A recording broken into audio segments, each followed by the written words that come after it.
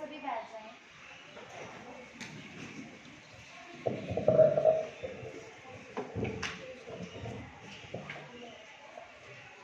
मैं इस संसद में आप सभी सदस्यों का स्वागत करती हूँ, अभिनंदन करती हूँ तथा ये आशा करती हूँ कि ये सत्र देश के सर्वांगीण एवं निरंतर विकास शपथ ग्रहण करवाने का कार्य प्रारंभ करें। महासचिव जी नवीन सदस्यों का शपथ ग्रहण तथा प्रतिज्ञान का कार्य प्रारंभ करें।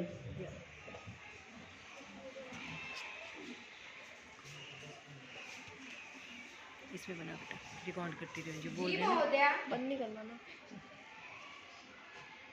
मैं अनुरोध करूंगी मिस सिमरन जो हरियाणा के गुरुग्राम संसदीय क्षेत्र से सांसद चुनी गई है, वह अपनी शपथ ग्रहण करे।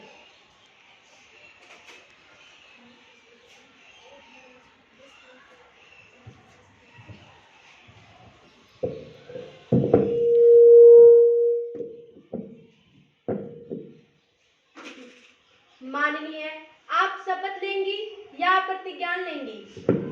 मैं शपथ लेना चाहूंगी। आप किस भाषा का प्रयोग करना चाहेंगी? I would like to take in English.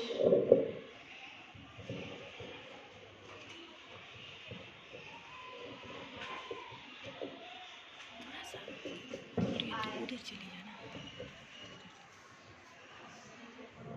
I, Simran, have been elected as a member of the lower house of the Youth Parliament, do swear in the name of God that I will bear true faith, allegiance to the Constitution of India as the law established, that I will hold the sovereignty and integrity of India, and I will faithfully discharge the duty upon which I am about to enter.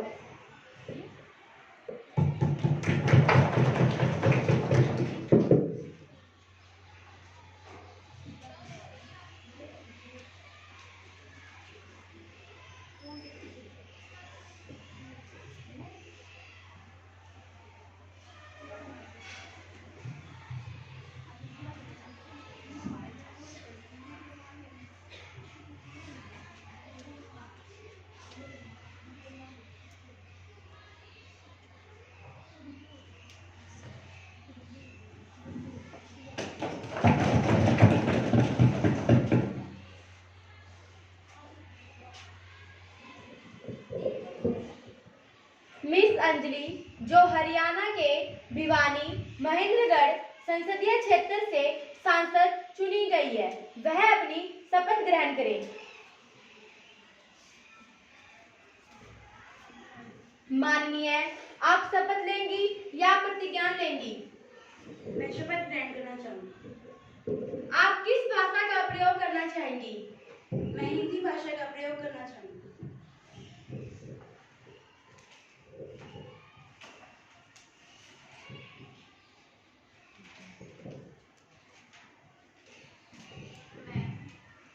मैं अंजलि जो हरियाणा के भिवानी महेंद्रगढ़ के संसदीय पद पर निर्वाचित हुई हूँ, मैं ईश्वर की शपथ लेती हूँ कि मैं विधि द्वारा स्थापित भारत के संविधान के प्रति सच्ची श्रद्धा व निष्ठा रखूंगी तथा मैं सम्यक प्रकार से व पूर्णतः अपने पद के कर्तव्यों का अपने पूरे ज्ञान, विवेक और अपने पद के कर्तव्यों का बिना किसी अनुराग, भय, पक्षपात, विराग व द्वेष के बिना पालन करूंगी तथा मैं संविधान और विधियों की मर्यादा बनाए रखूंगी। धन्यवाद।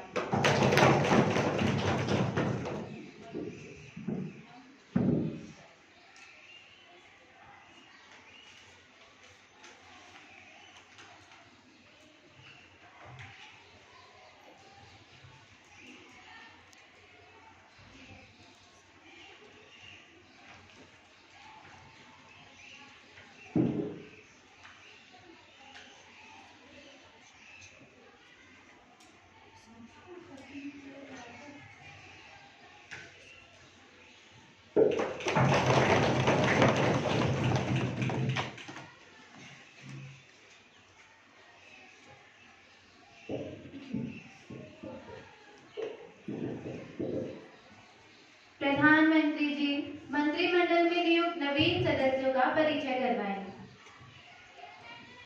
जी महोदया, मैं इस सदन में नवनियुक्त मंत्रियों का परिचय सभी सदस्यों से कराना चाहूंगी।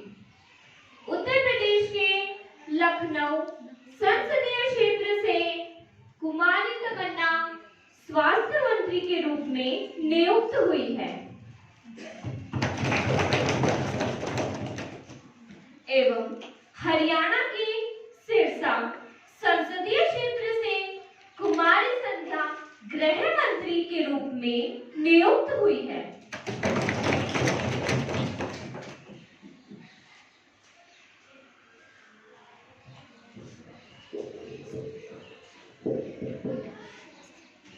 मुझे सदन को सूचित करते हुए अत्यंत दुख हो रहा है कि हमारे एक राजनेता, समाजवादी और धर्मनिरपेक्ष नेता के रूप में पहचाने जाने वाले मुलायम सिंह यादव जी का 10 अक्टूबर 2022 को निधन हो गया है।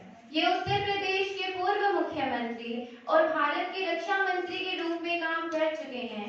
रक्षा मंत्री के रूप में इनके योगदान ने देश को मजबूती प्रदान की, समाज में भाईचारे की भावना पैदा कर। मुलायम सिंह यादव जी का लोगों को न्याय दिलाने में विशेष योगदान रहा। इन्हें लंदन में अंतर्राष्ट्रीय दूरी पुरस्कार से भी सम्मानित किया जा चुका है। इनके निधन पर हमें अत्यंत दुख है तथा मैं इन्हें श्रद्धापूर्वक श्रद्धांजलि अर्पित करती हूँ। माननीय प्रधानमंत्री जी, मुलायम सिंह यादव जी को श्रद्धांजलि अर्पित करते हुए एवं अपना शोक प्रकट करते हुए अपने विचार रखें। जी अध्यक्षा, जैसा कि आपने बताया कि मुलायम सिंह यादव जी का निधन हो गया है, इस बात का मुझे व मेरे दल को बहुत खेद है। वे उत्तर प्रदेश के पूर्व मुख्यमंत्री व भारत के रक्षा मंत्री के रूप में काम कर चुके थे। उनके साथ मेरे घनिष्ठ संबंध थे। उनके विचार मुझे बहुत अधिक प्रभावित करते हैं। मैं उस महान आत्मा को श्रद्धापूर्ण श्रद्धांजलि अर्पित करती हूँ। विपक्ष के नेता मुलायम सिंह यादव को श्रद्धांजलि देते हुए एवं अपना शोक प्रकट करते हुए अपने विचार रखें। जी अध्यक्षा, जैसा कि आपने सदन को सूचित किया कि मुलायम सिंह यादव जी का निधन 10 अक्टूबर 2022 को हो गया है। वे भारत के एक प्रसिद्ध राजनेता थे। मेरे उनके साथ घनिष्ठ संबंध तो नहीं थे, फिर भी उनके विचारों ने मुझे सदैव प्रभावित किया। वे मेरे दल के सदस्य तो नहीं थे, फिर भी मुझे व मेरे दल के सदस्यों को उनके निधन पर बहुत दुख है। मैं उस महान आत्मा को श्रद्धापूर्ण श्रद्धांजलि अर्पित करती हूँ।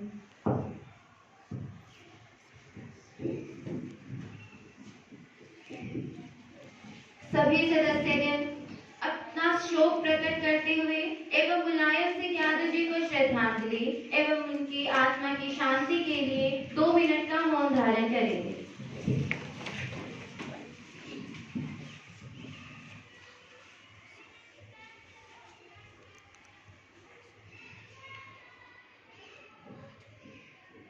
ओम शांति।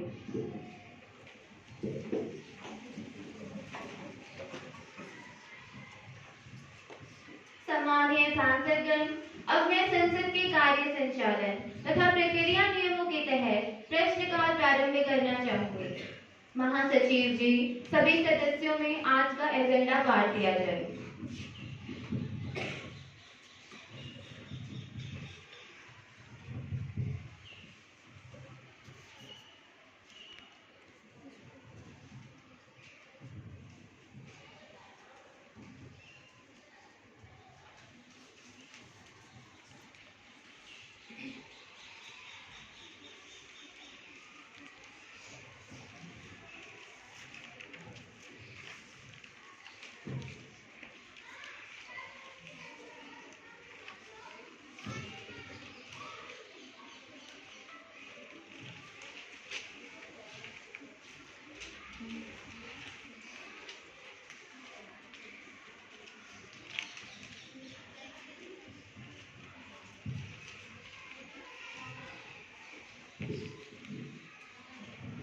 महासचिव जी प्रश्नकाल प्रारंभ करवाएं। अब प्रश्नकाल प्रारंभ होता है। प्रश्न संख्या 101 विपक्ष से मिस तमन्ना प्लीज। धन्यवाद अध्यक्ष महोदया। मैं अपना प्रश्न रखने से पहले तो पंक्तियां कहना चाहूंगी। बहुत शोर सुनते थे सीने में दिल का, बहुत शोर सुनते थे सीने में दिल का, जो चीरा तो एक कतरा खून का भी ना निकला। बड़े वायदे के साथ सरकार सत्ता में आई थी कि मानव की जरूरतें जैसे भोजन, हवा, पानी आदि को प्राप्त कराया जाएगा, हवा पानी को शुद्ध रूप से प्राप्त कराया जाएगा, परंतु आज भी हमारे देशवासी दूषित जल जैसे फैक्ट्रियों से निकला हुआ जल, मिला हुआ रसायन आदि पीने को मजबूर है। महोदया, आखिर कब तक जरूरतें पूरी की जाएंगी? कब तक सरकार अपने वायदे को पूरा करेगी? महोदया, कब तक उपलब्ध कराएगी सरकार स्वच्छ जल? सरकार ने इसके लिए क्या कदम उठाए हैं? जल संसाधन एवं स्वास्थ्य मंत्री मिस तमन्ना प्लीज। धन्यवाद अध्यक्ष महोदय। मैं विपक्ष को बताना चाहती हूँ कि साल 2019 में प्रधानमंत्री जी के फिर से चुने जाने के बाद स्वच्छता और पेयजल मंत्रालय का पुनर्गठन एक नए मंत्री स्तर के अंतर्गत किया गया। एक ओर जहाँ स्वच्छता प्राथमिक है, तो वहीं दूसरी ओर 2400 घंटे पाइपलाइन जलापूर्ति के प्रावधान पर भी ध्यान दिया गया। इसके लिए सरकार ने कई कदम उठाए। 2014 में स्वच्छ भारत अभियान की शुरुआत की। इस अभियान के तहत देश में लगभग 11 करोड़ 11 लाख शौचालयों का निर्माण किया गया। सरकार ने शुद्ध जल के लिए बोरवेल सुविधाएं भी उपलब्ध करवाई तथा जगह जगह पर हैंडपंप सुविधाएं भी करवाई और प्रत्येक घर में पाइपलाइन सुविधाएं भी उपलब्ध करवाई। केंद्र सरकार ने 2019 में जल जीवन मिशन की शुरुआत की। जल जीवन मिशन जल शक्ति मंत्रालय के तहत चलाया जा रहा है। इस मिशन के तहत हर परिवार को घरेलू नल कनेक्शन दिया जाना है तथा प्रतिदिन प्रति व्यक्ति 55 लीटर पानी की आपूर्ति की जानी है। इस मिशन के तहत अभी तक 10 करोड़ घरों को जोड़ा जा चुका है और कुछ राज्यों जैसे हरियाणा, तेलंगाना व गोवा के सभी परिवारों को 100% नल कनेक्टिविटी प्रदान की गई। यह अभियान ग्रामीण तथा शहरी क्षेत्रों में अलग अलग चलाया जा रहा है और आने वाले 4-5 वर्षों में हम शुद्ध जल उपलब्ध करवाने में सफलता प्राप्त करेंगे। धन्यवाद। मंत्री जी, गंगा माता को शुद्धता के नाम से जाना जाता है, परंतु आजकल गंगा का जल प्रदूषित होता जा रहा है, जैसे कि उसमें जानवरों का मल मूत्र, फैक्ट्रियों के अम्लीय पानी जो गंगा की प्रकृति को प्रभावित कर रहा है। गंगा में मछलियों से ज्यादा अस्थियां मिलती है। आपकी सरकार इसके लिए क्या रोकथाम के लिए क्या कर रही है? महोदया जी, मैं बताना चाहूंगी कि सरकार ने 2014 में नमामि गंगे नाम की एक योजना चलाई, जिसका उद्देश्य था गंगा को स्वच्छ बनाना। इस उद्देश्य पर कार्य अभी तक भी हो रहा है। इसके लिए जो लोग नदियों में कूड़ा करकट, प्लास्टिक की थैलियां या मूर्तियां विसर्जित कर देते हैं, उस पर रोकथाम लगाएगी। उसके लिए बड़े कानून भी बनाए गए और उन्हें सख्ताई से लागू भी किया गया। धन्यवाद। प्रश्न संख्या 102 विपक्ष से मिस आरती प्लीज। धन्यवाद अध्यक्ष महोदय।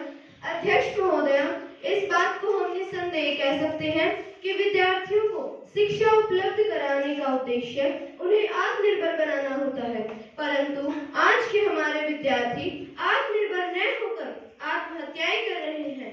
तो मेरा आपके जरिए सरकार से यह प्रश्न है कि जो विद्यार्थी भेदभाव, शोषण व पढ़ाई के चलते आत्महत्याएं कर रहे हैं, उन आत्महत्याओं को रोकने के लिए सरकार ने कौन सी योजनाएं बनाई हैं? शिक्षा मंत्री मिस राधिका प्लीज। धन्यवाद अध्यक्षा जी। मैं आपके माध्यम से विपक्ष के नेता मिस आरती जी को बताना चाहूंगी कि ऐसी घटना को रोकने के लिए हमारी सरकार ने अनेकों कदम उठाए। अध्यक्षा, विद्यार्थी आमतौर पर 3 जवाब के कारण आत्महत्या कर रहे हैं, जैसे सफल नहीं हुए तो मित्र मंडली क्या कहेगी, अभिभावक क्या सोचेंगे, करियर तो बीच में रह गया। इन सभी तनावों के कारण विद्यार्थी आत्महत्या कर रहे हैं। अध्यक्षा, इन तनावों से छुटकारा पाने के लिए हमारी सरकार ने हर जिले में काउंसलिंग के लिए उम्मीद परामर्श केंद्र बना दिए गए ताकि यह काउंसलर समय समय पर बच्चों को गाइड कर सके। अध्यक्षा, हमारी सरकार ने रुक जाना नहीं से यस टू लाइफ जैसे अभियान चलाया है ताकि यह बच्चे सफल हो सके तथा यह अपने घटना भी थम जाए। धन्यवाद। अध्यक्षा जी, देश में आज भी कई ऐसे इलाके हैं जहां से विद्यार्थियों के साथ हिंसा के मामले बढ़ते जा रहे हैं, तो मैं आपके जरिए सरकार से यह भी जरूर पूछना चाहूंगी कि उन हिंसाओं को रोकने के लिए और विद्यार्थियों को बचाने के लिए सरकार क्या कर रही है। अध्यक्षा, हमारी सरकार ने पोक्सो एक्ट 2012 के नियमों में 2019 में संशोधन कर इसके नियमों को और अधिक कठिन बना दिया गया। वहीं एक और जहां कई अपराधों की सजा को बढ़ाकर मृत्युदंड तक कर दिया गया है। अध्यक्षा, बाल उत्पीड़न मामलों को रोकने के लिए बाल संरक्षण नीति 2020 के तहत राज्य सरकार को निर्देश दिए हैं कि वह जीरो टॉलरेंस नीति का कड़ाई से पालन किया जाए तथा जागरूकता अभियान भी चलाया जाए ताकि वह सभी हितधारकों, बच्चों, अभिभावकों, शिक्षकों को इन सभी प्रावधानों से अवगत कराया जा सके। धन्यवाद।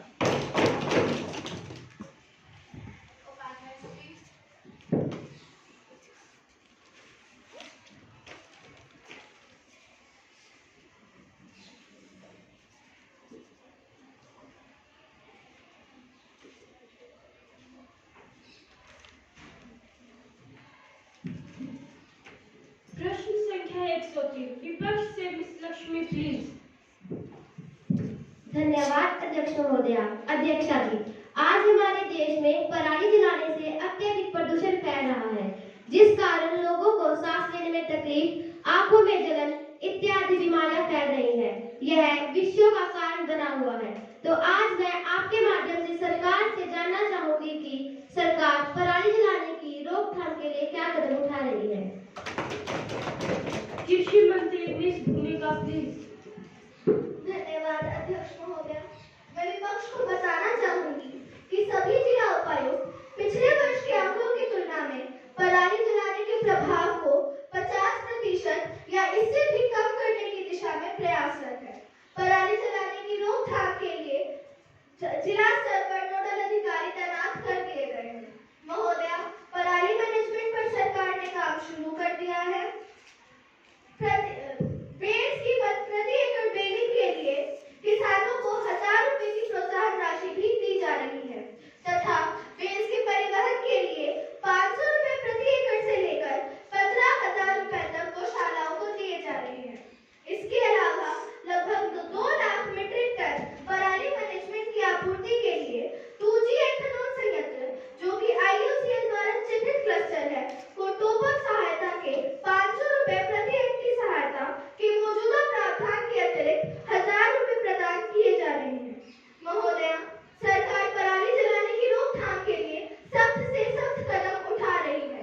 लगभग 13 लाख मीट्रिक टन फसल अवशेषों का उपयोग उद्योगों में जैसे बायोमास संयंत्रों, CBG संयंत्रों, कागज, कार्डबोर्ड उद्योग एवं औद्योगिक बोयलरों के लिए किया जाएगा तथा कई निजी कंपनियां किसानों से फसल अवशेष सीधे खरीद रही है ताकि उन्हें बेस में परिवर्तित किया जा सके। एवं जिला स्तर पर स्थानीय किसानों को पराली जलाने के प्रभावों के बारे में बताने के लिए जिला स्तर पर कई जागरूकता अभियान भी चलाए जा रहे हैं तथा किसानों को यह भी बताया जा रहा है कि वे धान के अलावा कोई और वैकल्पिक फसल भी रखें। इससे दोहरे फायदे होंगे। जो खेती के वक्त धान में पानी खड़ा रहता है वह भी बचेगा एवं भूमि में लवणता भी कम होगी। धन्यवाद। प्रश्न संख्या 104 विपक्ष से मिस तनिषा प्लीज। धन्यवाद अध्यक्षा जी। अध्यक्षा जी, हमारे देश की युवा पीढ़ी पढ़ी लिखी होते हुए भी बेरोजगार है। मैं हमारे देश की सरकार से यह जानना चाहती हूँ कि हमारे देश में इतनी बेरोजगारी क्यों बढ़ रही है और सरकार इस बेरोजगारी को कम करने के लिए क्या कर रही है। और रोजगार मंत्री मिस संध्या प्लीज। धन्यवाद अध्यक्ष महोदय जी। मैं हमारी विपक्षी दल की नेता तनीषा को बताना चाहती हूँ कि सरकार लोगों को स्वयं रोजगार की ओर प्रोत्साहित कर रही है।